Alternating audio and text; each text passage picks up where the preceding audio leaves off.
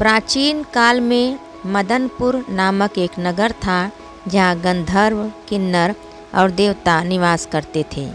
उसी नगर में ललित नामक गंधर्व अपनी पत्नी ललिता के साथ रहता था। वह बहुत सुंदर और गाने बजाने में निपुण था। एक दिन राजा पुंडरीक के दरबार में ललित अपनी मधुर संगीत प्रस्तुति दे रहा था, लेकिन वह अपनी पत्नी ललिता के प्रेम में इतना लीन था कि गाने पर उसका ध्यान नहीं था। उसकी इस गलती को दरबार में मौजूद एक नाग ने पकड़ लिया और राजा से इसकी शिकायत कर दी।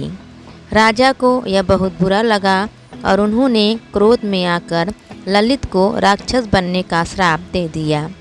श्राप के कारण ललित का शरीर विकृत हो गया और वह भयानक राक्षस बन गया।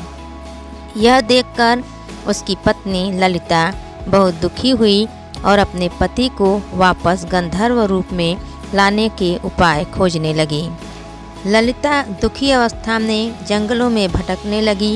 एक दिन वह महर्षि भृंगी के आश्रम पहुंची और उन्हें अपने पति की पीड़ा के बारे में बताया। ऋषि ने उसे चैत्र शुक्ल एकादशी के दिन कामदा एकादशी व्रत करने की सलाह दी और कहा कि इस व्रत के पुण्य से उसका पति श्राप से मुक्त हो सकता है।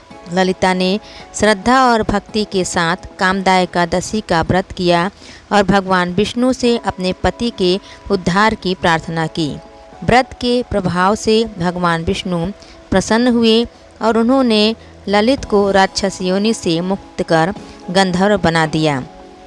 दोस्तों, यह व्रत सभी प्रकार के पापों और श्रापों से मुक्ति दिलाने वाला माना जाता है।